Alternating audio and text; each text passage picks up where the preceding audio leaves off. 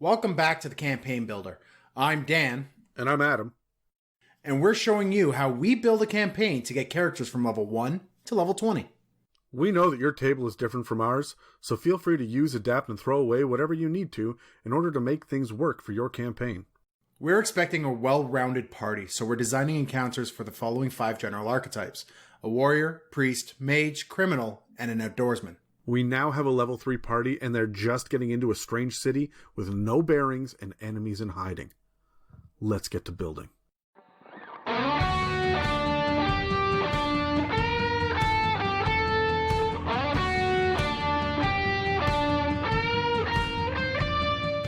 So Adam, we're playing Dungeons & Dragons, right? Oh shit, are we? I've been playing Risk this whole time.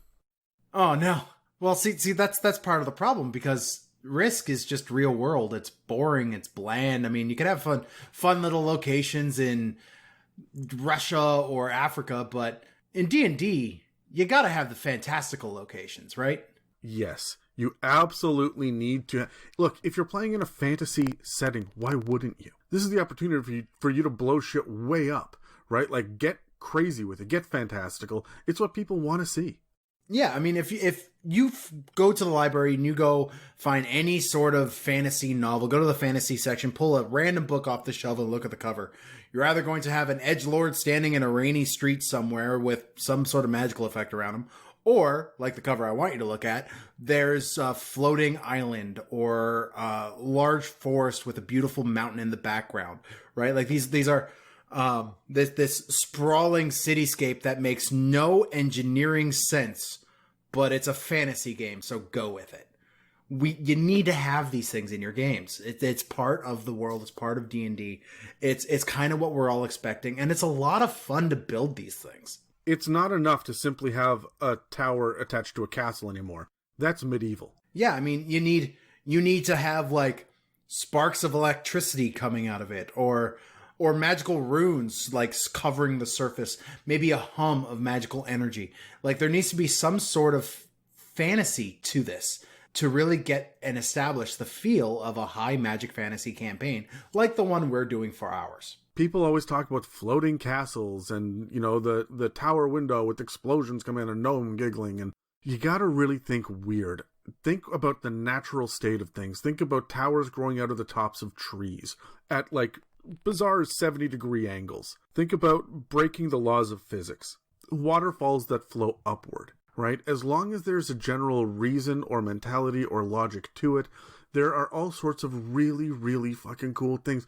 Have a blizzard that never stops for 1 square mile exactly in the middle of a desert. There's no rhyme or reason for that in reality, but your players and you as DMs, you are going to want to see these cool, fantastical things. That's why we have this gigantic, jingling city in the middle of essentially the Grand Canyon. Do we want to cover what the jingling city is, just to kind of refresh people's memory of this thing? Right, okay, so what we created was a Grand Canyon, a gorge in the middle of the desert. It's kind of hard pack around the area, but there's definitely sand that blows around. I would say that even the gorge maybe has little inclines all the way around the edges, so that sand isn't always, falling in. Yep. But I like the idea of it being almost like a something had exploded out of here. Maybe this was the resting place of the Tarrasque way back when. Right, but here it is, and it's shady to keep people from the heat in the summer. So everybody, like, in the bottom of this area has like winter clothes, because at night it is cold and in the day it's moderately warm. Right, it's not the blasting heat of the day. It never gets the direct sunlight down here. But there are all of these tunnels and caves and alcoves all through the walls of this area, with all these bridges hanging back and forth, and they're rope bridges, but I mean, they've got chains on them. And people have been hanging wind chimes and bells and stuff off of these bridges. So there's this consistent jingling that happens anytime someone walks, or there's a strong enough breeze that goes by. And so we have this really cool, interesting, noisy city. You can hear it before you see it. And the desert around it would not show any inkling of this happening. But I also think that it's deep enough. We talked about there being maybe some sort of stream or river in the bottom of it. And so there's vegetation down here. And the civilization is kind of burrowed into the sides, but there are structures. in the bottom of this gorge as well. Like it's large, it's big. There are houses and buildings. Some of them are burrowed out. Some of them are made out of sandstone and brick. Some of them are made out of wood and supplies that have come from other places. It never really gets cold. We said that there's a bit of like a weird rainy season, and sometimes maybe it floods. And so things are a little bit more mobile down here, and it's never the same twice from year to year when you come by. But it's a bustling hub of many people swarming and swirling and crawling around, almost like insects, with the sheer number of them in this. Like it's a hub. It's a major waypoint. It is the first city outside of this massive country-sized capital city that's a few days travel away, right? So it's rich. It's rich in not just money, but in culture and custom. And it is not the little waypoint town of Sandspit where we're from. And it's not just, beside or nearby a crossroads. This is the road comes through here. It goes to the edge of the cliff, and you can either go down or you can go around it and keep on heading to the capital city. But like, here it is. This is our sunken city that is still bustling. It is still full of people. There's a huge population in here, and it's interesting because you're going to get lots of walks of life in here too. You're going to see Aarakocra flying from one bridge to another, right? You're going to see Kenku scaling up and down ropes from one bridge to another. There's going to be lizard folk caravans and things. This is going to be a lot of your Volo's Guide to Monster races in here. A lot of your weirder stuff, and a lot of misfits that don't like the city, the capital, but they don't really want to be out in the wilderness either. Yeah, I mean, you are going to be really filling this place up, making it look and sound and feel as fantastical as possible, because this is kind of where worlds collide. It is not just a hub, but it's the only place within miles that's even borderline hospitable, because you're in a desert otherwise. Like this is going to have refugees. This is going to have people from all walks of life, and this is kind of important around the level 3 point to bring in, because you're really reinforcing the fact that the world is fantastical. The world is unique and interesting and has a heartbeat to it. And insofar as like the country of desert that we are building our campaign around right now, this is going to be the heartbeat of the local economy. And now here your party is arrested on the inside of it, at least if you're following our campaign. And for the first time, really get to look at what a large city in this fantastical world is like. So, Adam, I love the idea of these really, really cool, interesting campaign building, campaign influencing, fantastical features and cities inside of our world. I do want to have a discussion. Maybe we could brainstorm a couple other interesting ones that people could use in there. So I just kind of want to know, what are a couple new and unique features that are in this setting that we have in this gorge-like city? All right, I have my die. I got a 5. Oh, yeah, I got a 10. I win. All right, so one of the things that I really like about this is the idea that there is consistent shifting in history, and it's a unique location. When you create a fantastical location, you have to think, what is going to be different in the day-to-day mundane things, and the way that people live their lives? What's going to be a challenge, and how are people going to overcome that challenge, right? So, the very first thing that I came up with is the idea that it floods. And it doesn't just flood a little bit. It floods badly because there's nowhere for the water to go. And so I like the idea of there being people that are constantly digging wells, and they call them dry wells. And there are dry wells absolutely everywhere, and they're at the bottom level of the gorge, so that when a rainy season or a rare desert storm comes through, these wells actually fill up with water first, and it doesn't flood the city. They have wet wells already, which is where they're getting their water from, but these are almost like a sewage, a drainage pit, but you can't actually have sewers and dig down to drain out into a river if you're already underground and there's no water nearby. I like the idea of there being all of these pits everywhere, and there are rumors of sometimes things get lost down these pits, swept away in flood. So you have, whenever there's a flood that happens, things get washed away and end up down in here, and then the sand buries it. So there's hidden treasure everywhere. underneath the feet of the people moving around. For me, what I have is, if you look at like the Grand Canyon, not only is it one massive canyon with, these incredibly tall vistas pretty much everywhere, but there are these isolated, almost pillars of limestone and rock that are built up.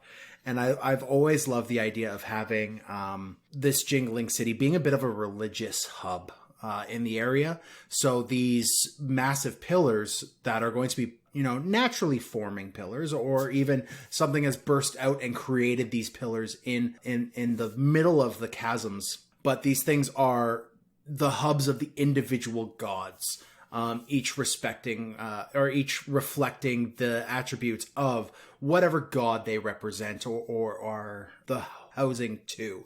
And this is this really interesting idea that if you are a worshiper of, this god, you go to this pillar. But what this has done is this has also bred a lot of cults to pop up as well. So there's going to be a lot of heavy cult activity within this town as well, which is going to manifest itself by having full sections of this chasm of this city where if you get to know people, they're like, don't go there because the cult of the blank is active there. And if you go there, things are going to end up badly for you. So there's going to be a kind of unspoken horror aspect to this city as well, because we're focusing a lot on the religious aspect, especially when, the gods are gone in our campaign. So yeah, how are the cults reacting to this? Do you think some of them are banding together to be... Because cults aren't necessarily evil, right? They're just small, weird religious mindsets. So they could be trying to get, oh my God, we've sinned, this is our punishment, we have to give back to the community. Or, you know what, we just haven't sacrificed enough babies today. That's it. Yeah. Find me more babies, right? So I think that's one thing about the Jingling City that we're going to see right away is that there's been some upheaval with these cults as well. But I love the idea of there being weird, fanatical, religious districts that they're the worst kept secret in the city. Yeah. Okay, my next one is I'm sitting there and I'm thinking about, again, the geography of it and what happens down here. Not only will the direct sunlight not hit, but I don't think they get direct moonlight. So it has got to be dark down here. And so I think that at night, one of the things that people will see is that there are lanterns that float like balloons that are held by strings on every one of the bridges. And they cast light. And as the wind blows, these lanterns move and shift, but the light never flickers. They're magical lanterns. And you can, for copper pieces, it's so common down here, you can find pebbles and small stones that have had the light cantrip cast upon them permanently. And there are straight up like mages like apprentices that have to do their due diligence in order to become a wizard in here, or maybe to be accepted by one of the cults. They have to spend a year casting light on a stone every day. The more stones you do, the more devout you are. And so now there are all of these stones, and they sell them for copper pieces, like as opposed to handing around a collections plate. This is how they raise money. And so there are beggars in the streets in robes saying, would you like to buy a stone that can be activated or deactivated with a trigger word? And so you have these little lanterns and flashlights, and these are cool little items that people can have. And your players may want to get these and take them around with them. It lets you go into the tunnels without worrying about torches, right? Maybe some of these things can be hung off of necklaces. And they're only going to give you like 5 or 10 feet, right? This is not a replacement for a torch. But I think that it's a really cool, neat way to think about what the lighting is going to be. And this is what I mean about breaking your physics, right? Sit down and say, what's different here? There's flooding. There's darkness. It's a relatively dry area, and so how do we deal with these when the sun and the moon don't hit here, but it's not an evil underdark place? How do we make this a bustling city? And I think that maybe city officials have ones that glow purple, and the police have ones that glow blue, right? And so there are different colored light stones as well. And can you imagine this, like peering over the side just as dusk hits? And all of these lanterns and stones start to come out. And you can see the city come alive beneath your feet. Cool. So my other one is, I mean, we've established that the chasm itself is going to be this windy place, and that the bottom floods, and that the city itself is kind of built onto the sides of this chasm as it goes through. And I thought, well, if they're built onto the side of this chasm, there's nothing stopping them from digging into it. So I would say that the surface level of the house, the homes, and I got a lot of inspiration from the Georgian ancient city of Petra in my thoughts here, of how this city kind of looks, with things kind of just homes and domiciles just carved out of the wood, out of the limestone of the chasm. So I would have them build in, and these homes, although on the surface are rather plain looking, just carved out open doorways, are extremely large on the inside of these, as they build into the mountains, and they're long and narrow domiciles that they live in. And I love that idea of the colored lights that are inside, because I was thinking like, well, how do they light these things then? Like how is their light getting in here? It's a dark little chasm. There's all this. So I was thinking each of these domiciles have these massive bonfires that are just in the middle of these large great rooms. And it's where these families come to connect and meet. And it's like their living room, but they have these large central fires that fill these rooms to give heat and warmth. So at night, when the sun sets, every single little spot along the sides of this cavern wall glows this eerie orange glow that flickers slightly, and that would fill out the chasm as well. I want to take this a step further, and I want to say that part of the magic of it is that it displaces the smoke, 3 miles to the east, so that there's consistently smoke that is rising. So you're not filling up these caverns with like noxious fumes, right? But so there's this constant column of smoke that's 3 miles to the east, but it shifts and moves with the wind. Maybe the magic isn't precise, but it displaces the column. And so when you get to the column, you know that you're generally close to the jingling city. It's time to stop. Yeah. Hold your breath and listen to the sound waves come over the dunes towards you. That'll lead you in. Yeah, for me, I was thinking more like the way that you had these places engineered is, I mean, it's a chasm, right? There's rushing air coming in that middle area that's causing the jingling, that's rushing along these bridges and ladders. I would have almost had like that negative pressure of the wind pulling would pull the smoke out of the places. So it wasn't going to be a big thing that I would consider.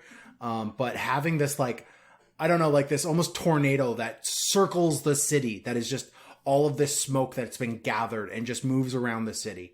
And it's just this constant kind of, it could be a constant thing. So it's kind of, the smoke is to the southeast. So we know we're at this part of the year, because normally there's not a lot of change because you're in a desert and the days are the same length.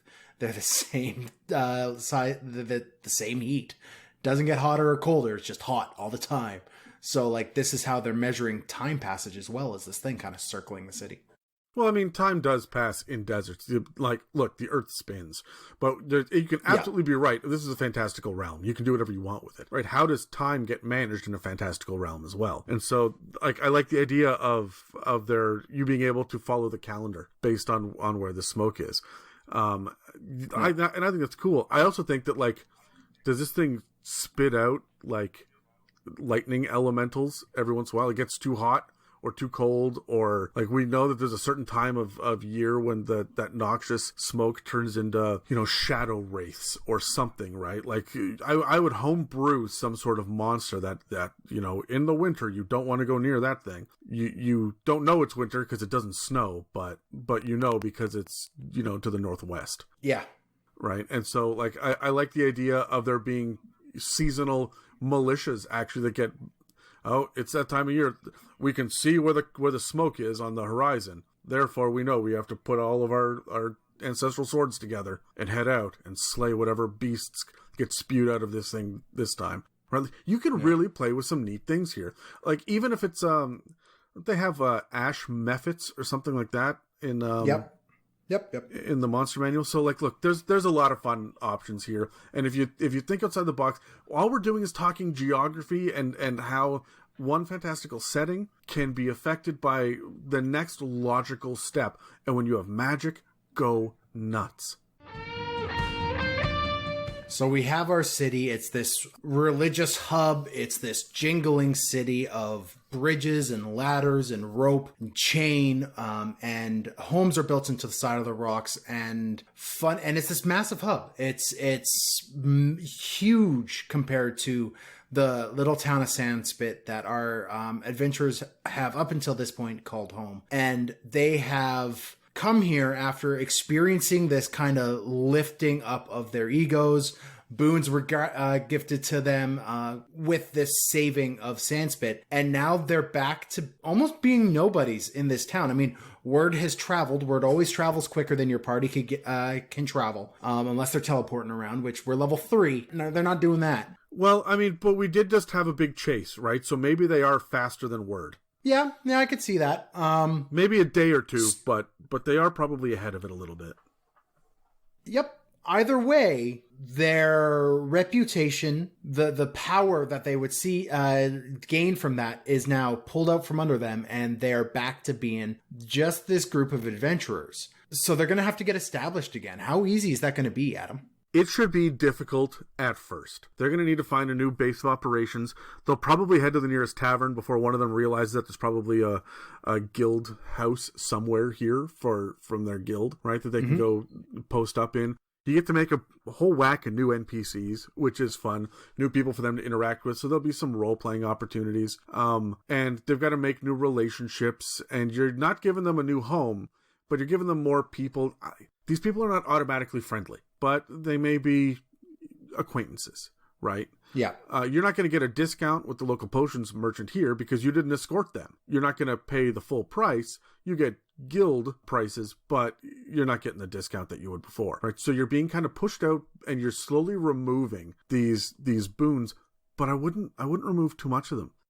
And when the word comes out that these guys were the saviors of Sandspit, maybe reinstate some of their folk hero stuff. Maybe have the sheriff that had interrogated them come by and apologize and say, we didn't know. What do you guys need? You're here to find Lachlan's Lot. We hate those guys. What can we do?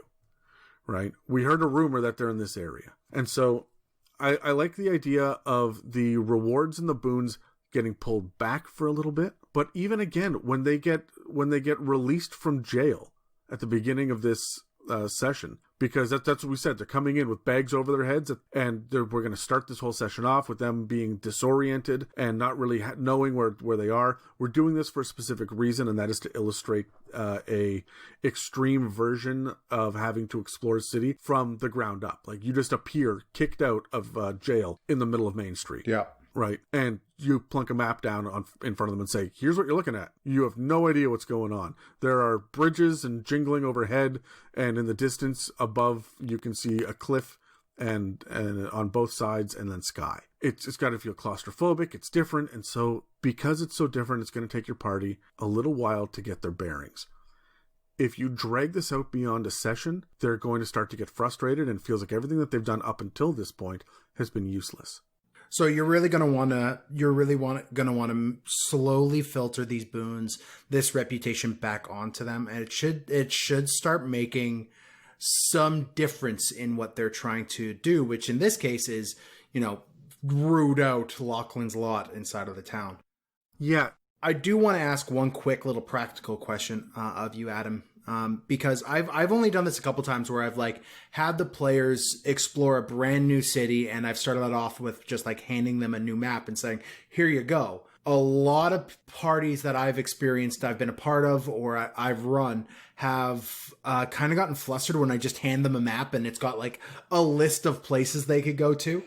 And sitting here, I just kind of had the idea, what would you say to having a map of the city, which in our case, there's a vertical aspect to it as well that we have to take into account, but have special locations numbered, but not titled. And then if your party wants to discover things, you are giving them the ability to fill in next to those numbered slots, these fun little locations. And that kind of helps with the exploration side of discovering a new city and seeing what's going on here. I think that that's even a step too far. As far as your explanation and handing them things, because now they're going to be like, well, we don't know what number 7 is. Let's go over and see what number 7 might be. And now you're just filling in blanks, but slower. What I would say, what I would say is, here's kind of a geographical map. None of the things are filled in yet. Here's a bird's eye view map of the city at the base level.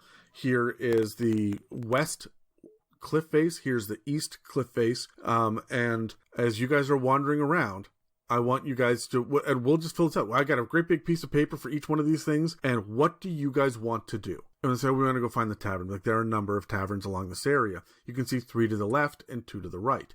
And then I would put, blue dots on the map. Which one are you interested in going to? Let them just go. And as they make the decision, you fill things in almost on a whim. It's going to give your city a more organic feel. And they're going to be able to say, well, we need to go to the stables because we came on horses. They got confiscated. We need to go essentially to the impound lot and get them. Where's the impound lot? Right? And so you say, okay, well, that's probably close to where the courthouse and the jail is. Those are probably the only things you know for certain in the first place. And so you can put that down on the map. But if they don't think about that, then that'll never go on the map. You don't have to worry about it. This is not your opportunity to prep ahead of time. It is your opportunity to create these maps that are blank and figure out what they want to discover. And as they keep exploring a city, fill it in as you go. And if they say, okay, I want to go down the left road and see what's down there, you can just say, oh, it's residential. Or, hey, there seems to be a lot of storehouses down here. Or it's a lot of shops, but it's all foodstuffs. Like, oh, okay, is there a butcher? And then, boop, there's a dot, you got a butcher, right? And so cool. that's how I would let this play out. When the city fills up, then there's nothing else here. But I don't think you'd ever actually get it to completely fill up. Remember, you got tunnels and stuff to go down into as well. There'd be a lot of residences, a lot of community places. Maybe the shops are outside because they want the people on the street and they want the fresh air come out to the marketplace, right? But I think that for the most part, you'd be able to fill in what's happening at the base level, and there would be signs. I can just imagine this place. There are signs everywhere on the cliff faces. Yeah, okay. I was thinking that like districts were labeled by like large banner that just kind of hung off all the bridges in different spots. But yeah, I could see literal signage. No, well, there'd be literal signage, but there'd also be, like, you walk into the cult of the Kraken. The Kraken cult would not be in the desert, but let's say for a second it is, because the first thing came up off the top of my head, the cult of the Kraken. So you would go and you would know that you are in that district. You just happen to be in the fish district. Again, you're not going to have a fish district in the desert, but here we are. I'm speaking, and these are the words I'm saying. So, but you would. I don't know. I do want to say you could have a cult of the Kraken here. It's just a CRACK because you're in a chasm. You're in a cavern. You're in a nobody canyon. Thinks you're funny and nobody likes you, and you make me mad. I think I'm funny. All right, so you would have the cult of the Kraken, and the signage on the wall would not necessarily be like, oh, come buy discount prices over here or whatever. Here's a blacksmith. It would be all praise he who slumbers beneath the waves, right? And you would see propaganda and billboards and that's so much fun, graffiti all over the place, right? Each district has its unique little like voice to it that you are yeah. I'm starting to like the Jingling City more and more as we do this, and it's gonna end up in one of my future campaigns, definitely. How long are we planning on the group to be in the Jingling City? I think that we've got a lot of stuff in Tier 2 where we're going to be dealing with the Underdark flooding into the world, where we're going to spend some time in the Jingling City, just based on our initial plan. So I don't mind putting this time and effort into it. I would honestly put a whole lot less effort in, and therefore have a smaller population, if this was going to be a very temporary thing that lasts a third of a session, or even 2 sessions never to be returned to again. Yeah. I'm going to put less effort into this. This is going to be one of our big... this is a set piece fantastical location. Yeah, and so we really are going to spend some time developing this, the same way that we spent some time kind of figuring out what Sandspit looks like as well. Yeah. The difference is, of course, Sandspit was more mundane. It was not a fantastical setting because they were getting an introduction to the world and the politics. They don't need more crazy shit. And that's my problem with a lot of the campaign settings that are published in all tabletop role-playing games is, yes, it's really cool that you've got these awesome cities with all of these crazy factions that are going on in there. It's too much for a new player to really wrap their brains around. Even if they are an experienced player, but they've never been in this world before, they don't know this campaign setting, it's too much to hit them with all at once. There has to be a slow introduction. And then you can get as complicated as you want. As long as the interest is there, go nuts. But very slowly bring them in, and that way they have a status quo. They have a basis of information that when they go to new places, they will understand that this is fantastical in comparison. Actually, I do want to say one little thing to add on top of that there. To kind of give another way of thinking about it, there is a concept in comedy called the straight man. We've talked about it before on the regular podcast. It's the same thing when you're trying to establish a fantastical world. If you do not have something almost borderline mundane to balance the fantastic against, the fantastic will lose some of its thrill.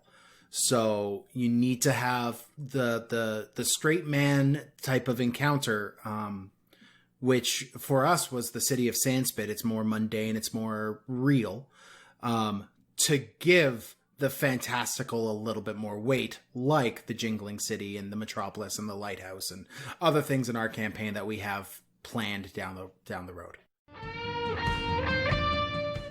Okay, Adam, it's that time that you and I both love so much. We have 3 fully realized dynamic. Oh, okay. I mean, no, that's later. That's after the recording. We have 3 fully realized dynamic encounters inside of this fantastical city. Remember, in our plot for our campaign, our party is going to be trying to root out Lachlan's Lot, and as well as try to figure out a little bit of the strangeness and the culture of this new town that they're in. So let's grab our dice, let's roll initiative, and let's kind of give out these encounters. Sure. Just one thing that I wanted to bring up really quickly before we roll dice is that yes, we've decided to have Lachlan's Lot be rooted out in a strange city because it's a great opportunity for us to explore a city, but it's also a great opportunity for us to have Lachlan's Lot have the upper hand for a little while because the rest of the city has turned against them in Sandspit, so they're going now to neutral territory. What we're doing is we're expanding our influence and we're heading back to where they're comfortable. They're not totally comfortable because they're still in hiding, but they're more comfortable than they would be in Sandspit. We don't have the resources here to go find them. So you see, every decision that we make where we're going from one session to the next has a couple of different levels to it. We're not just asking why here, we're asking why here now, and how are we acting when we get here. All right, I've said my piece. Would you like to roll dice? Yeah, let's do it. I got a 9. I got a 19. Of course you did. And I'm very happy about it. First of all, I think that it's really straightforward. We need some downtime. We just need some downtime to get the idea of what's going on, where are we, what's happening. I want to go talk to this person, I want to go talk to that person. You get single roles, but many different roles. It's not a skill challenge to have success or failure. It's just roll perception to see what's down to the left. Roll insight when talking to this guy. All right, I want to go talk to the local blacksmith. All right, what information do you want? And instead of going through a beat by beat role play, we're back to this downtime mechanic again, where you're waiting for them to roll to see what very basic information you give them before you move on to the next person around the table. When you are in a new city, it's a good opportunity for the priest to say, all right, I'm going to go to the temple and see what's up over there. And you can say, okay, that's great. Put a pin in that. That's a role-playing thing we're going to get to in a minute. I wouldn't use those terms exactly, but, we know that that's an encounter coming up, so put a pin in that. That's great. What about you, the warrior? What are you doing? Oh, I just need to go get a drink. Okay, well, there are a couple of taverns. Which one do you like? Well, what are they called? Well, roll perception, right? And so this is this back and forth. You see how there's no role playing there? You're just determining the outcome of things, but there's going to be a lot of it, and it should last about as long as an encounter does, right? Before you move on to the next basic role play, you circle back to the temple with the priest, right? So the trail has gone cold on Lachlan's Lot. you're in a strange place and you have no obvious allies here. What do? What does the party do now? There'll be a certain amount of party politics, but mostly I think that they're going to make the decisions and spread out and look around. Keep in mind that your party as well has the majority of their interactions has been in a little podunk town in the middle of nowhere. We call that Calgary. Sorry, Canada jokes. Yay, Canada jokes. They have now access to resources that they have never had access to before because they're in that much bigger of a city. So keep in mind with your downtime, they have access to a lot more than they may be used to at this point. So for my encounter here, the group is going to be disoriented. They're going to have look around the city and not really know where to start.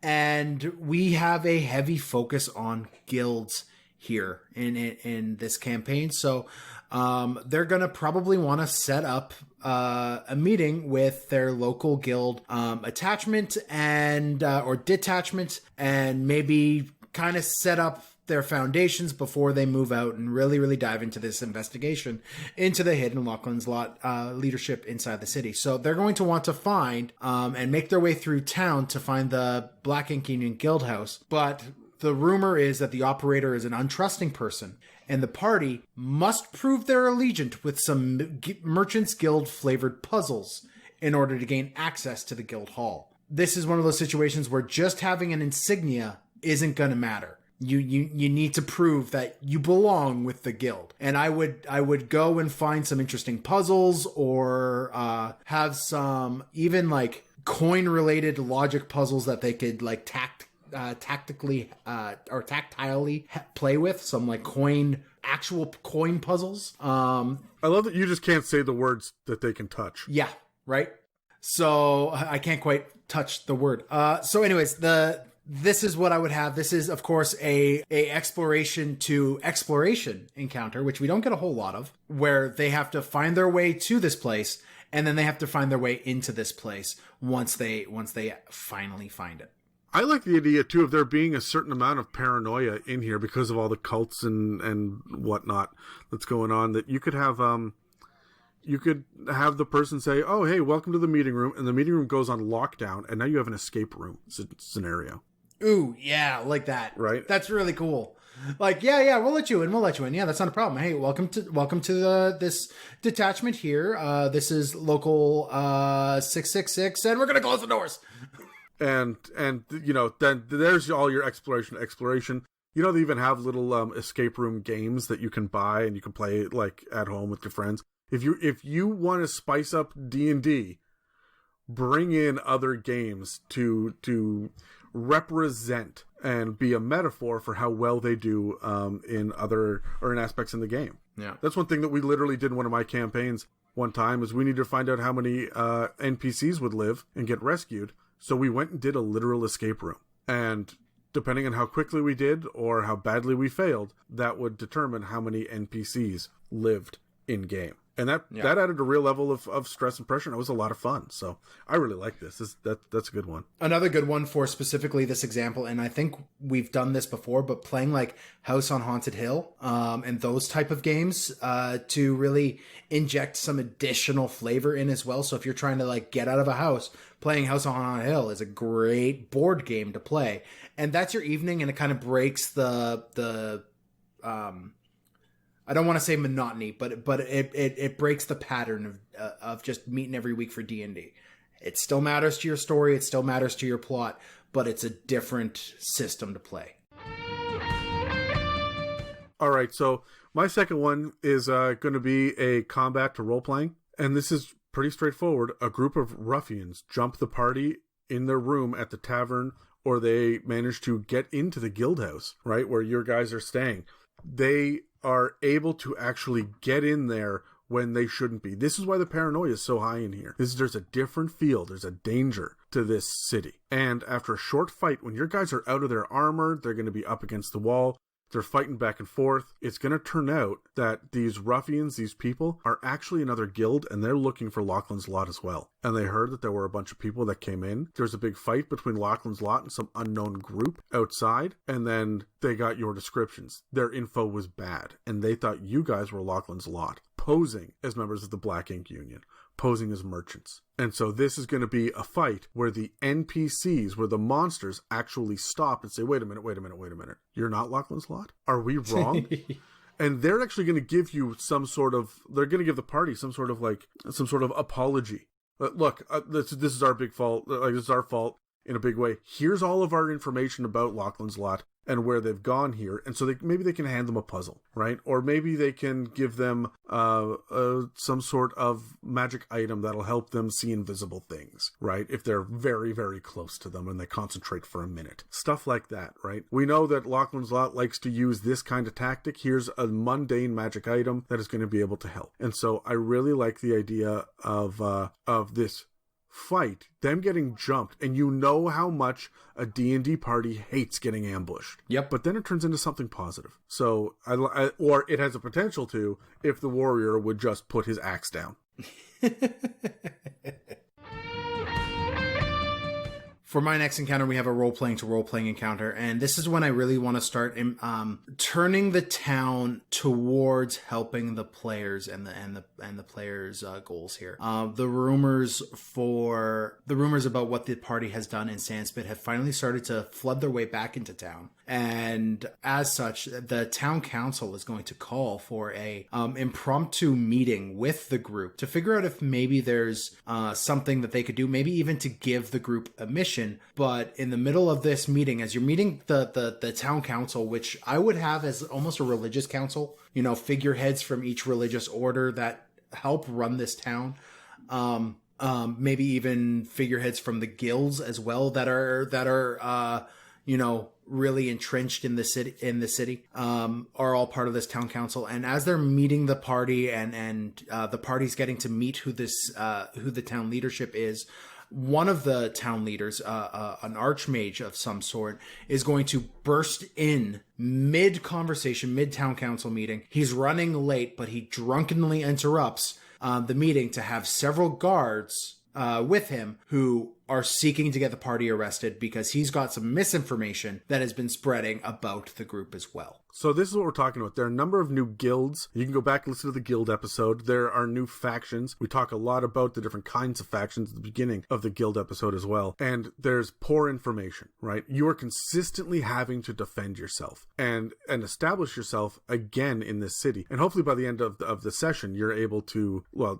by you, I mean the party. The party is able to get a foothold and know where they stand. Now, I gotta ask, Dan, we talked about this in the Big Bad Evil Guy episode, we know that we've got a mage who's being controlled by an imp, and they're coming as the end of tier 1 villain. Yeah. Is that who this guy is?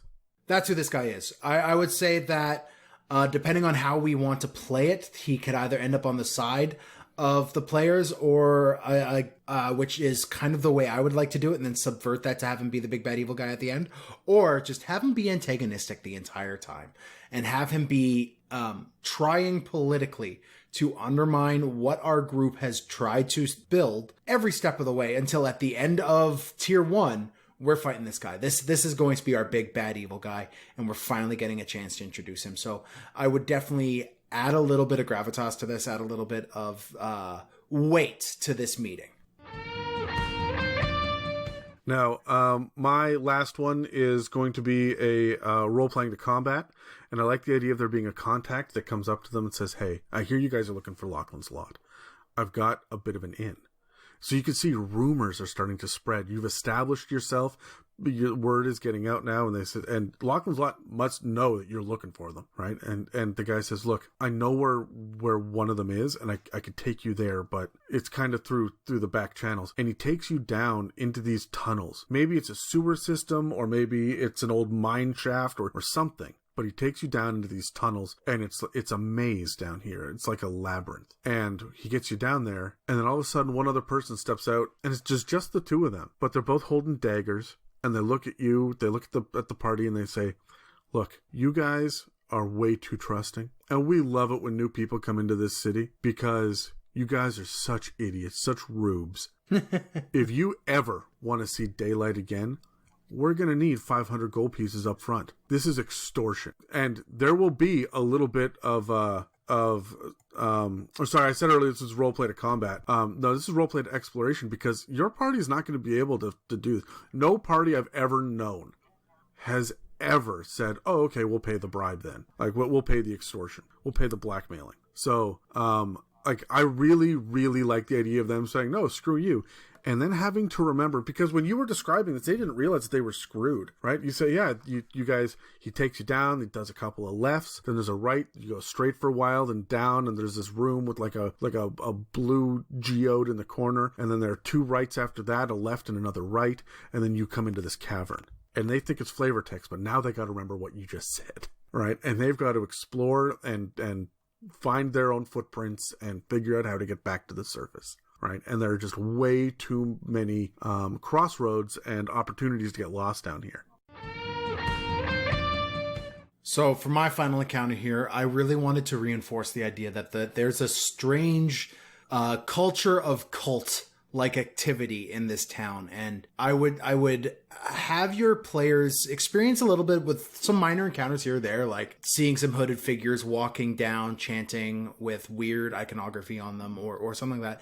The weird minor encounters to build this up, but for this like dynamic encounter, your party's going to stumble upon several hooded cult-like figures absolutely beating like a street urchin or a homeless man or someone who looks down on their luck in like one of these small cave-like recesses that I described before. The party is drawn in with like this no witnesses frame of mind. Like one of the cult members sees the party snooping on them, and through magical means, like, I don't know, a dim door or something, gets behind the party and forces them into this combat or into this social situation, whatever.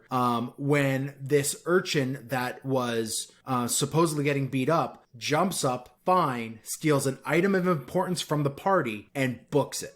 This is going to be a minor street level chase where you are now exploring, you're playing snakes and ladders almost. You're exploring how to move around a city with haste when everything is ladders and bridges, and there is a massive gap and plummeting cliff that you are walking over. Like if you make a misstep, you fall to your doom. So you got to be careful, but you also got to get back this item from this guy.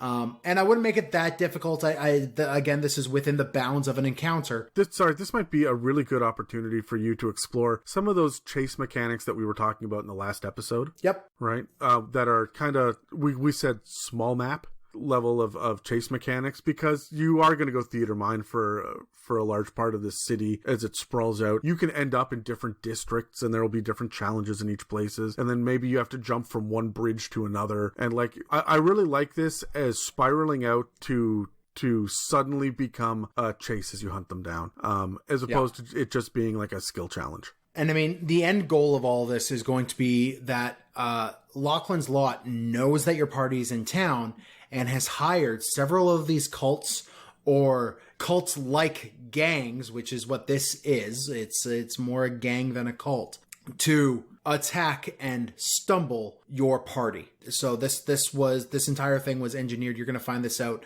The goal of this entire encounter is to find out that Lachlan's Lot is paying groups to take you guys out within the town. All right, Adam, any quick little addition summaries here? I mean, we've really reinforced this new fantastical city.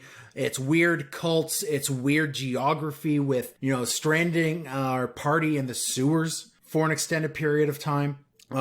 We've even dipped our toes into the politics of this thing, seeing this council of religious figureheads and guild figureheads, giving our players a taste of what this guild culture feels like. So anything else you want to add before we move on here? One of the things to really drive home the difference between a familiar home base and a new city is the level of ever-present danger. We've gone out of our way in Sandspit to show that the common regular street level danger is past. Everyone sees you as heroes.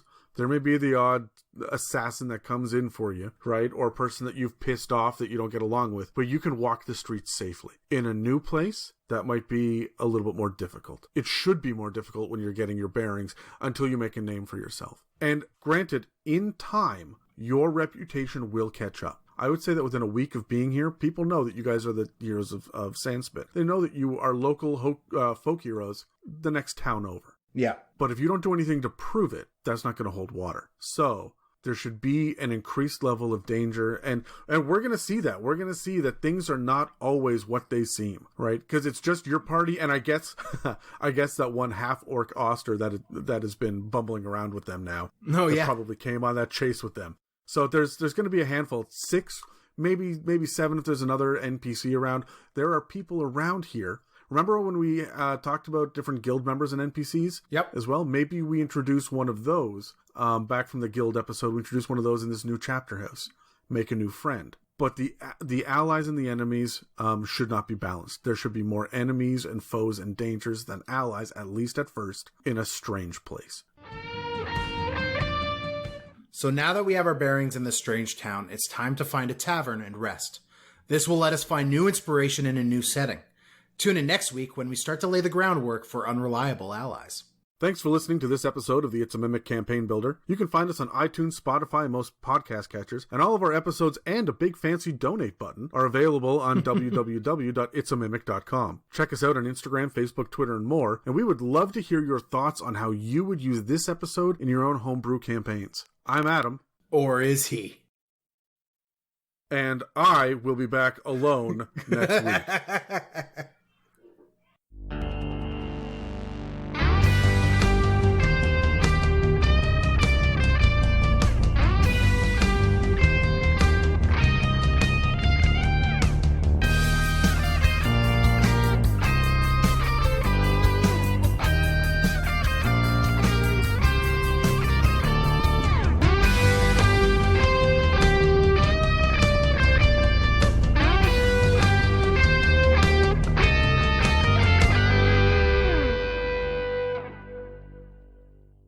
Okay, fine. Sorry. I can't. I don't even do the words. It just sounded weird. Can you just do it again, please? We're expecting a well-rounded party, so we're designing... Fuck, now how I'm in my head about it. Yeah, no, don't look. It's my ears, not your mouth. Just could you say it again so that I can hit my flow? Name of your sex tape. Okay, bye.